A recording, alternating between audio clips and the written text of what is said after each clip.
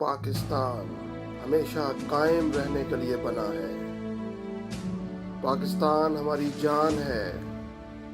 इसकी बुनियादों में हमारी लाखों माँओं बहनों, बेटियों बेटों, जवानों और बुजुर्गों का खून है।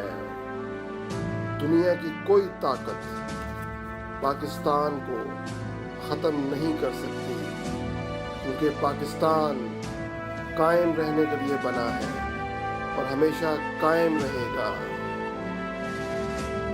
इंशाअल्लाह।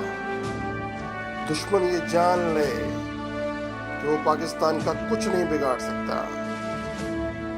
जब तक पाकिस्तान के जवानों में, उनकी रगों में खून का एक कतरा बाकी है, वो पाकिस्तान की तरफ मैली आंख से भी नहीं देख सकता। पाकिस्तान जिंदाबाद।